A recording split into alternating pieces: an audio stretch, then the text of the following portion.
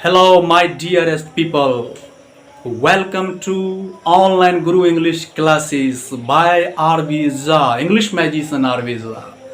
दोस्तों, आज का जो मैं टॉपिक कवर करने जा रहा हूं, जिसको अंत तक देखेंगे सारा कुछ कंसेप्ट क्लियर हो जाएगा। जो कुछ भी इसमें समझाया जा रहा है स्पोकन इंग्लिश के दृष्टिकोण से समझाया जा रहा है।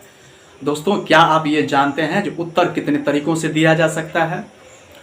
उत्तर देने का क्या क्या स्टाइल है, हम लोग कब कब क्या क्या उत्तर देते रहते हैं अपने बीच में। ठीक है, आज उसी कड़ी में मैं वही समझाने जा रहा हूँ स्पोकन इंग्लिश में, जो उत्तर हम लोग कितने तरीक़ों से दे सकते हैं और कितने तरीक़ों से दिया जा सकता है। तो आज का जो हमारा टॉपिक है वो है अफर्मेटिव आंसर, और दूसरा हमारा जो पार्ट है नेगेटिव आंसर। ये दोनों एक दूसरे से मिलता जुलता है, इसीलिए दोनों को मैं एक ही बार में समझाने जा रहा हूँ। अफर्मेटिव आंसर, जिसको यस आंसर भी कहा जा सकता है या अफर्मेटिव सेंटेंस भी कहा जा सकता है। दूसरा हमारा है नेगेटिव आंसर, जिसको नो आंसर भी आप कह सकते हैं या नेगेटिव सेंटेंस भी कहा जा सकता है। ठीक है, नाम है अफर्मेटिव यस। इसी से पता चलता है, इसमें स्वीकार करने वाली बातचीत होगी। ठीक है ना, जिस बात को हम स्वीकार कर लेते हैं, ठीक है ना, उसे हम लोग अफर्मेटिव कहते हैं, और या जिस बात को हम लोग इनकार कर देते हैं उसे नेगेटिव कहते हैं। अच्छा दोस्तों, इसको अफर्मेटिव नहीं पढ़ा जाता है, इसको पढ़ना है अफर्मेटिव। इसको निगेटिव नहीं पढ़ा जाता है, इसको पढ़ना है नेगेटिव। नेगेटिव, ठीक है। तो मैं इसका कुछ डिफिनेशन लिखा हूँ, इसका भी मैं डिफिनेशन लिखा हूँ, उसके बाद एग्जाम्पल में दोनों को मैं समझाने जा रहा हूँ। इसका जो डिफिनेशन है, the part of the answer, answer का वह भाग विच, जिससे इंडिकेट्स बोध होता है, दैट द एक्शन, जिससे यह बोध होता है कि कोई कार्य, एक्शन कोई कार्य, इज आइदर एक्सेप्टेड, या तो स्वीकार किया जाता है, और डन या किया जाता है, इज कॉल्ड, उसको कहा जा सकता है अफर्मेटिव आंसर। उसको स्वीकारात्मक उत्तर कहा जा सकता है। ठीक है, सहमति सूचक उत्तर कहा जा सकता है इसको। ठीक है, ये हिंदी हुआ। फिर से एक बार डिफिनेशन को बोलता हूं, आंसर का ऐसा भाग जिससे बोध होता है कि कोई कार्य या तो स्वीकार किया जा सकता है, किया जाता है, या किया जाता है, तो उसे हम लोग क्या कह सकते हैं? अफर्मेटिव आंसर कह सकते हैं। ठीक है, इसका ठीक अपोजिट इसका डिफिनेशन है, the part of the answer, उत्तर का ऐसा भाग, वह भाग, विच इंडिकेट्स, जिससे बोध होता है, दैट द एक्शन, जिससे यह बोध होता है कि कोई कार्य, इज नाइदर, ना तो एक्सेप्टेड, स्वीकार किया जाता है, न ही डन, किया जा सकता है, किया जाता है, इज कॉल्ड, उसको तब कहेंगे, कहा जा सकता है नेगेटिव आंसर। इसमें क्या था? कोई कार्य स्वीकार किया जाता है। इसमें क्या है? कोई कार्य स्वीकार ही नहीं किया जाता है। तो अगर स्वीकार किया जाता है तो अफर्मेटिव, स्वीकार नहीं किया जाता है तो नेगेटिव। इसका मतलब ये नहीं हुआ कि किसी एग्जाम्पल में यदि नॉट लगा हो तो नेगेटिव हो जाएगा। वो तो नेगेटिव, नॉट लगा हुआ है, नेगेटिव तो होगा ही होगा। कभी कभी क्या होता है, नॉट नहीं रहता है तब पर भी नेगेटिव होता है। इसीलिए ये प्रश्न हमको करना है, इसको हम स्वीकार कर रहे हैं या स्वीकार नहीं कर रहे हैं। स्वीकार कर लेंगे तो अफर्मेटिव, स्वीकार नहीं करेंगे तो उसको नेगेटिव कहा जाता है। अब एग्जाम्पल सब कुछ क्लियर हो जाएगा। मैं दो आदमी के लेकर के बातचीत कर रहा हूँ, टीचर और स्टूडेंट बात कर रहे हैं। टीचर कह रहे हैं स्टूडेंट से, क्या तुम ईश्वर की प्रार्थना करते हो? तो स्टूडेंट कह रहा है, yes I pray to God, मैं ईश्वर की प्रार्थना करता हूं। तो आप ईश्वर की प्रार्थना कब करते हैं? तो स्टूडेंट जवाब दे रहा है, आंसर है तो उत्तर ही इसमें दिया जा सकता है, प्रश्न को मैं लिख नहीं सकता हूं। तो वो भी, उसका भी टॉपिक है, उस पर भी मैं वीडियो बनाऊंगा। क्वेश्चन पे जितना तरह से आंसर दिया जा सकता है उतनी तरह से उत्तर भी निकलता है। इसीलिए आंसर तो आप सीख रहे हैं, अगर प्रश्न ही नहीं करना सीखेंगे तो स्पोकन फिर सही से नहीं होगा। क्या हुआ? प्रश्न पूछने की क्षमता ज्यादा होनी चाहिए।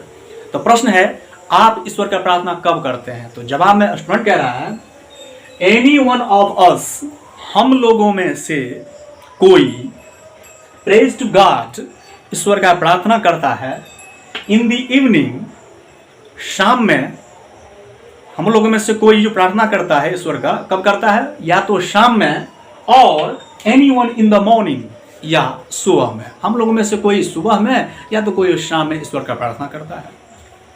फिर है, आप ईश्वर का प्रार्थना क्यों करते हैं? तो स्टूडेंट जवाब दे रहा है, फॉर पीसफुल माइंड, मस्तिष्क की शांति के लिए आई प्रे टू गॉड, मैं ईश्वर की प्रार्थना करता हूं। ठीक है, तो ईश्वर तुम्हें क्या दे सकते हैं जो ईश्वर की तुम प्रार्थना करते हो? टीचर कह रहे हैं। तो स्टूडेंट कह रहा है, yes sir, God can give me any job, ईश्वर मुझको कोई भी नौकरी दे सकते हैं।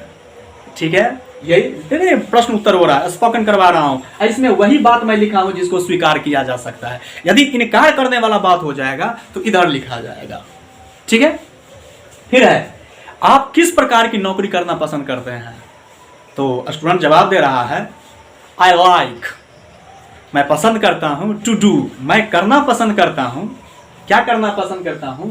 Both government and private job, मैं सरकारी नौकरी और निजी कंपनियों में दोनों तरह की नौकरी करना मैं पसंद करता हूं।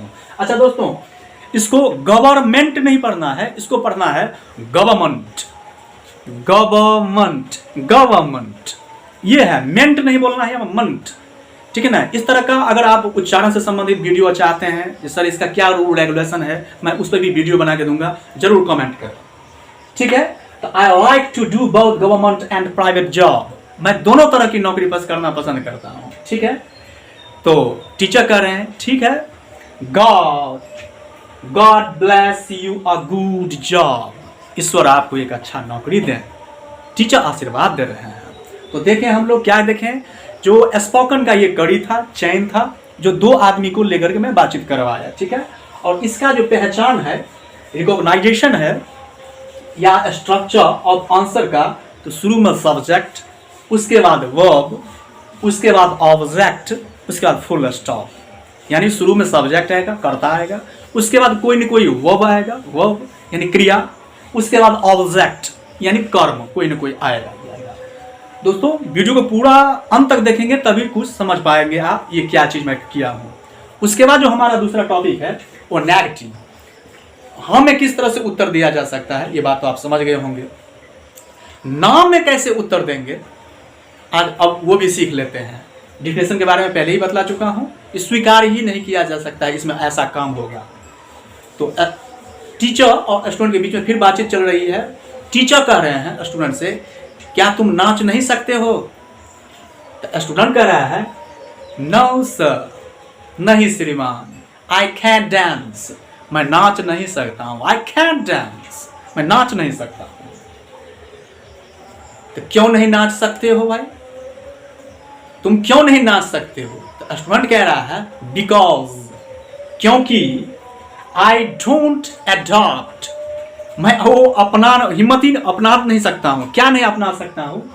तो करेज टू डांस, मुझको नाचने का जो हिम्मत का जो अपनाना है वो मैं अपना ही नहीं सकता, मुझको होगा ही नहीं अपनाया हुआ, वही हिम्मत नहीं है मुझको डांस करने का। ठीक है ना, ये सेंस कह रहा है। ठीक है ना,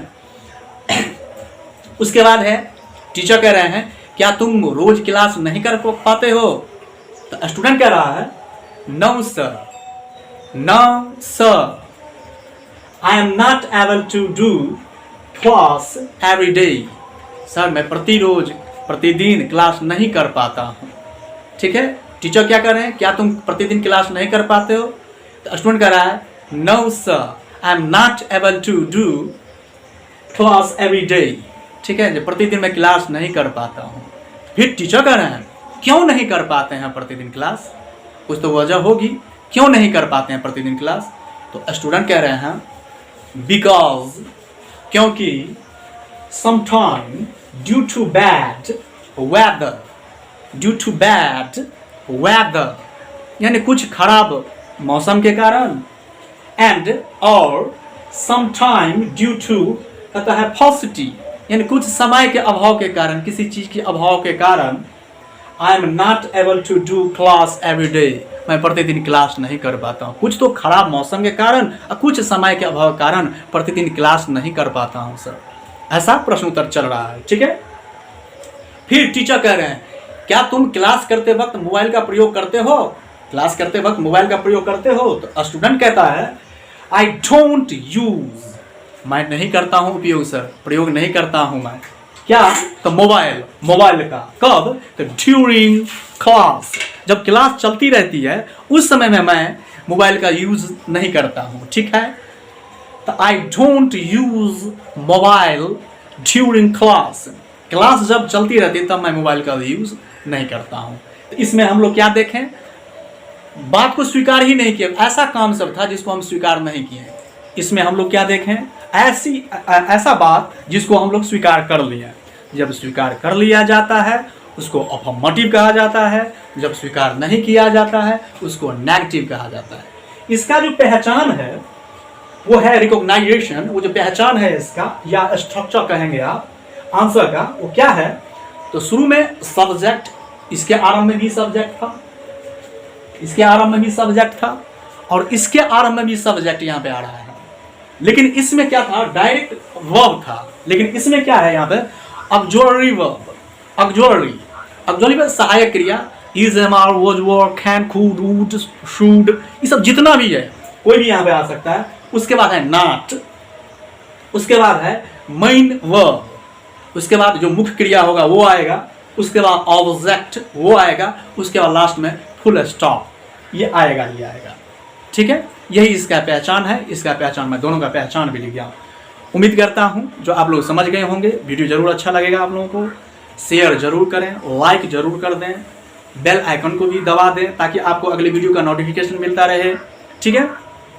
और कमेंट जरूर करेंगे जो सर इस पे भी वीडियो बना के दीजिए, उच्चारण का क्या रूल रेगुलेशन है, और भी जो भी कोई टॉपिक है उस पर यदि आप कहेंगे लैटिन, ग्रीक, फ्रेंच, कोई भी वर्ड कहाँ से आया, क्या है इसका रूल रेगुलेशन, ठीक है। ड्रामा कितने प्रकार के होते हैं, पोएट्री कितने प्रकार के, जिस टॉपिक पे आपको इच्छा हो, किसी ग्रामर में किसी भी चैप्टर पे यदि वह आप वीडियो देखना चाहते हैं तो मुझको जरूर कमेंट करेंगे, मैं जरूर वीडियो बना करके आपको दूंगा, ठीक है। उम्मीद करता हूँ ये जरूर आपको अच्छा लगा होगा, ठीक है।